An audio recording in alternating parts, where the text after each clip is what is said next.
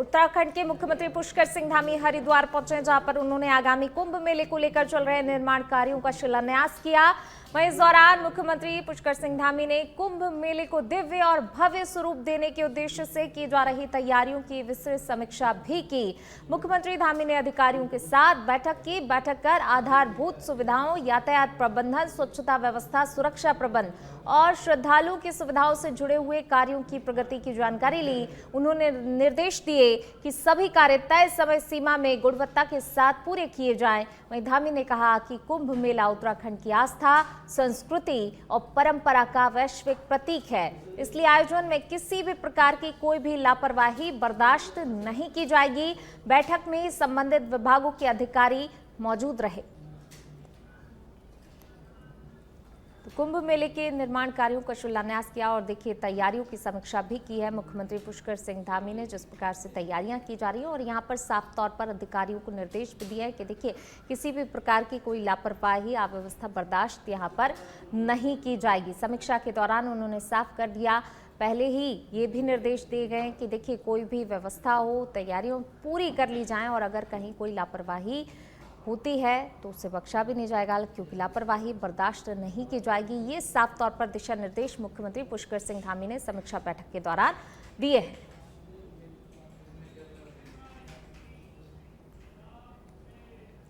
और अब खबर रुद्रपुर से है। रुद्रपुर के 3 पानी डैम के पुनर्निर्माण के लिए 1,74,00,000 रुपए की धनराशि स्वीकृत होने पर वार्ड वासियों में खुशी की लहर छाई है। महापौर विकास शर्मा के प्रयासों से जारी इस बजट के बाद पार्षद पवन राणा के नेतृत्व में उनका जोरदार अभिनंदन किया गया। इसके साथ ही महापौर ने बताया कि सीएम पुष्कर सिंह धामी से मुलाकात हुई। मुलाकात के बाद प्रस्ताव आगे बढ़ा और शासन ने पहली किश्त के रूप में 1,04,89,000 रुपए जारी कर दिए हैं। डैम के पुनर्निर्माण में नया पुल, आधुनिक गेट और जल निकासी की व्यवस्था को मजबूत किया जाएगा, जिससे कि जल भराव की कोई भी समस्या ना हो, स्थायी समाधान होगा। तो देखिए सीएम के निर्देश पर धनराशि स्वीकृत की गई है। 1,74,00,000 का बजट जो है डैम के पुनर्निर्माण के लिए जारी किया गया है। महापौर का वार्डवासियों ने इसको लेकर अभिनंदन भी किया। तो डैम के पुनर्निर्माण को हरी झंडी मिल गई है। पानी डैम बोलते हैं, जहाँ से 3 नहरें निकलती हैं और लगातार यहाँ पर पानी की समस्या रहती थी और ये पानी सड़कों पे आ जाता था जब बरसात ज़्यादा होती थी।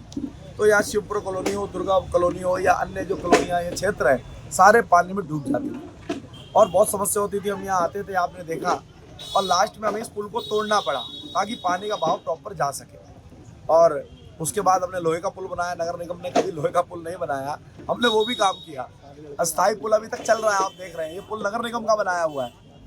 और उसके बाद माननीय मुख्यमंत्री जी 20 सितंबर को खटीमा आते हैं, नानक मता खटीमा उनका दौरा था और उनसे मेरी बात होती है। वहाँ जिलाधिकारी श्री नितिन भदौरिया भी थे। हमने अपनी समस्या रखी, माननीय मुख्यमंत्री जी ने तुरंत आदेश किया, डीएम से भी कहा कि तुरंत आप इसका प्रस्ताव बनाइए और भेजिए। और आज वो प्रस्ताव स्वीकृत हो गया है। आज ये रोड डबल होने वाली है, आज ये नहरें अच्छी होने वाली हैं। अब ये पानी का जाम खत्म हो जाएगा, और 3 गुना पानी निकल के जाएगा। तो इससे कहीं ना कहीं ये क्षेत्र का जो डूबने की समस्या वो समाप्त होगी। और मैं समझता हूँ जब से मैं पैदा हुआ उससे पहले का ये पुल बना हुआ है, तो 47 साल का तो मैं भी हो गया हूँ। तो ऐसे पुल को पुनः बनाने का काम। चलिए बढ़ेंगे आगे बात अगली खबर की। देहरादून में 4 धाम यात्रा के लिए जिलों को बजट जारी किया है, जिससे कि यात्रा को सुरक्षित और सुगम और व्यवस्थित बनाने में मदद मिलेगी।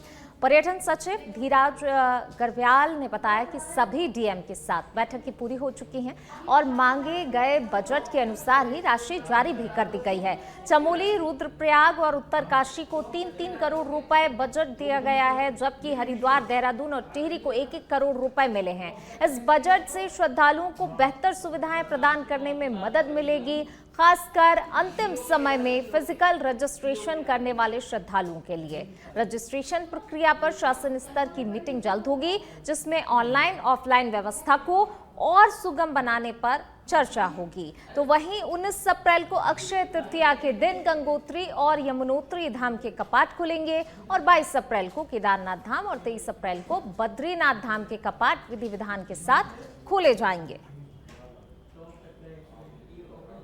इसमें देखिए जितने डीएम्स हैं उनके साथ हमारी मीटिंग हो चुकी है और आगामी चारधाम यात्रा के लिए जो तैयारियां होनी है उसके लिए जितना भी बजट उनको चाहिए था, जो डिमांड की थी, तो उस हिसाब से हम लोगों ने हर डिस्ट्रिक्ट को अपना बजट रिलीज कर दिया है, जिसमें मेन आपका चमोली डिस्ट्रिक्ट, रुद्रप्रयाग और उत्तरकाशी, तो उनको 3-3 करोड़ रुपए इनिशियली हम लोगों ने रिलीज कर दिए हैं। वैसे डीएम हरिद्वार और डीएम देहरादून और टेहरी, इनको 1-1 करोड़ रुपए हमने रिलीज किए हैं, क्योंकि इन जगहों पे वैसे लोग जो लास्ट मिनट में जिनको फिजिकली अपना रजिस्ट्रेशन कराना होता है, तो उसमें सुविधाएं आपको मुहैया करानी होती है, तो उसके लिए हम लोगों ने ये तैयारी कर ली है। अब जहाँ तक कि रजिस्ट्रेशन वाली बात है, अभी शासन स्तर उत्तराखंड की राजधानी देहरादून को स्मार्ट सिटी बनाने के लिए करोड़ों रुपए खर्च किए जाने के बावजूद भी कई काम अधूरे पड़े हुए हैं, जिसको लेकर अब सियासत तेज होती नजर आ रही है। खजान दास ने खुद माना कि जिस गति से काम होना चाहिए था वह नहीं हुआ है और वे मौजूदा प्रगति से संतुष्ट ही नहीं है। उनका कहना है कि पहली कार्यदायी संस्था की लापरवाही के बाद मुख्यमंत्री पुष्कर सिंह धामी ने प्रदेश की अपनी संस्था को काम सौंपा है और अब कार्यों में तेजी लाई जाएगी। तो वहीं राजेंद्र शाह, प्रदेश महामंत्री कांग्रेस, ने आरोप लगाया कि स्मार्ट सिटी परियोजना के बजट में करोड़ों रुपए का घोटाला हुआ है। उनका कहना है कि शहर की कई सड़कों को खोदकर अधूरा ही छोड़ दिया गया है और उन्हें ठीक से बंद भी नहीं किया गया, जिससे बारिश के दौरान जनता को भारी परेशानियों का सामना करना पड़ सकता है। कांग्रेस ने भाजपा विधायक द्वारा सवाल उठाए जाने को अपने आरोपों की पुष्टि बताया है।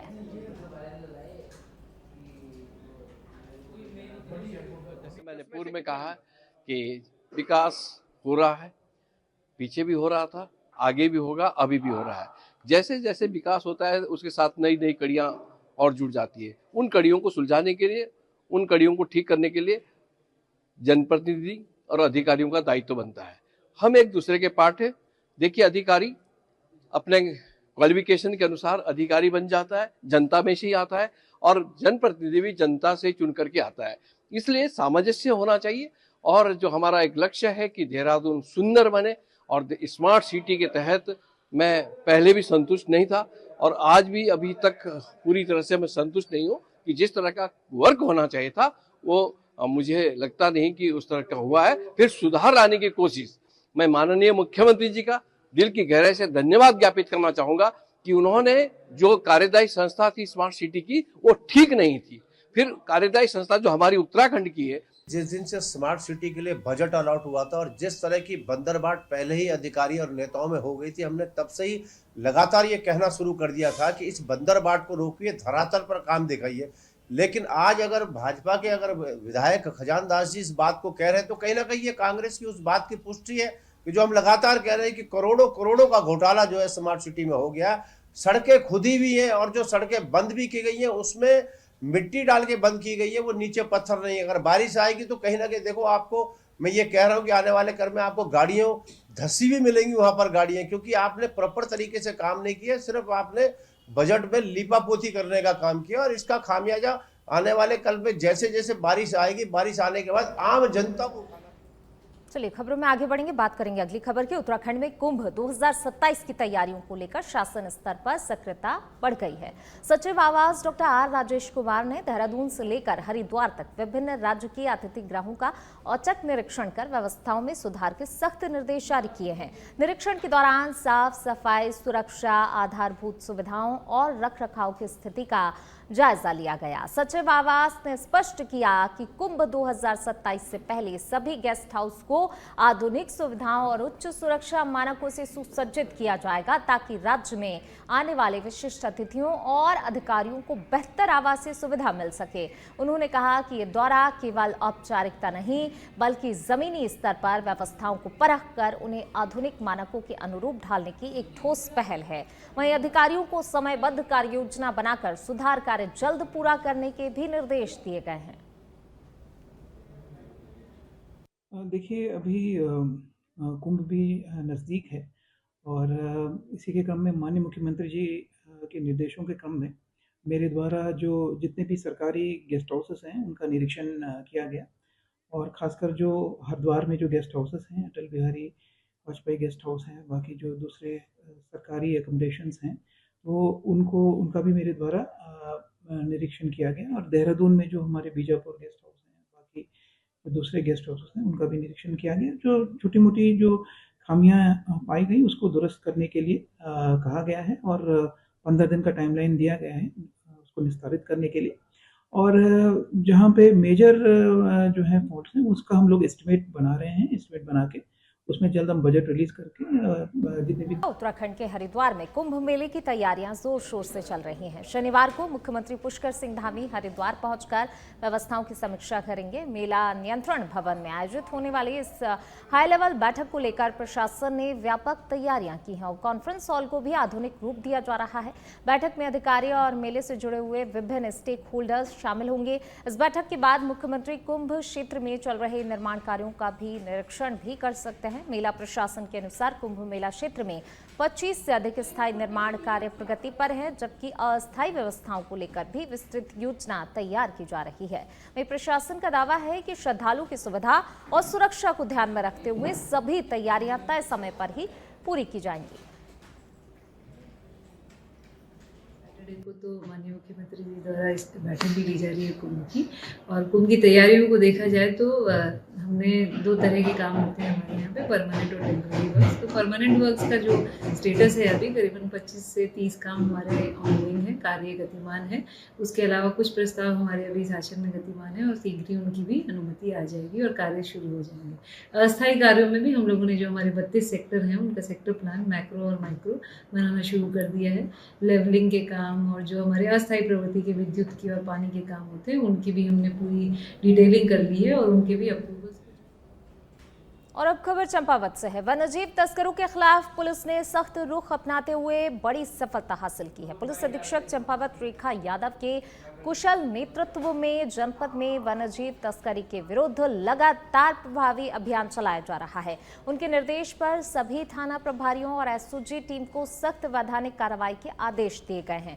इसी क्रम में क्षेत्र अधिकारी टनकपुर वंदना वर्मा के निर्देशन में 19 फरवरी 2026 को एसओजी टीम ने चलथी में सूचना और सुरागरस्सी के आधार पर सघन चेकिंग अभियान चलाया।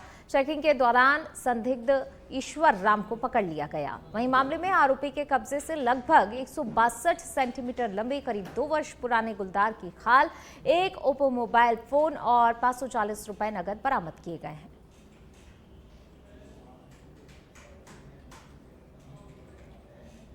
बढ़ेंगे आगे, बात करेंगे देहरादून की। उत्तराखंड के गैरसैंण स्थित भराड़ीसेण में आगामी 9 मार्च से 13 मार्च तक बजट सत्र आयोजित होना है, लेकिन उससे पहले ही एक बार फिर से सत्र पर ठंड हावी हो गई है।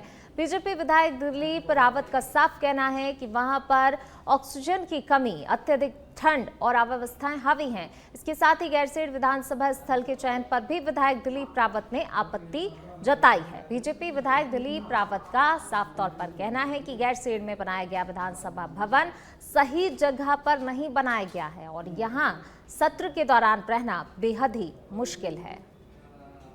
गैरसैंण में जहां पर सिलेक्शन हुआ है उसको बनाने का, चयन हुआ है विधानसभा बनाने का, वास्तव में उस समय वो बुद्धिमत्ता का काम नहीं था, क्योंकि जहां पहली बार हमारा विधानसभा लगी, जहां टेंटों में लगी, वो जगह बहुत उचित थी और भराड़ीसेण से बढ़िया गैरसैंण में होता तो ज़्यादा उचित होता, क्योंकि वहाँ।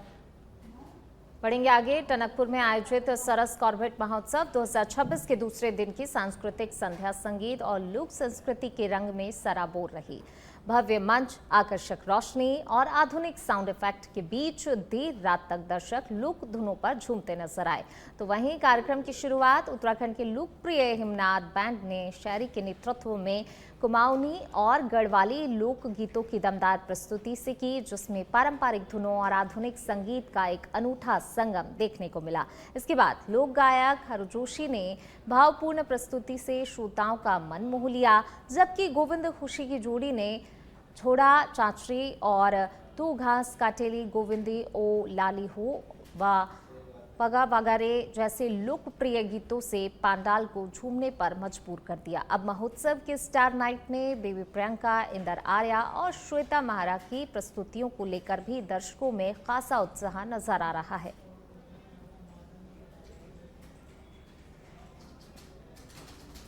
जनपद से खबर टनकपुर से मानव वन्यजीव संघर्ष की दर्दनाक घटना सामने आई है, जिसने सबको झकझोर कर रख दिया है। शारदा वन रेंज में जंगल से लकड़ी लेने गई एक महिला पर अचानक से हाथी ने हमला कर दिया। हमले के दौरान महिला की मौके पर ही दर्दनाक मौत हो गई।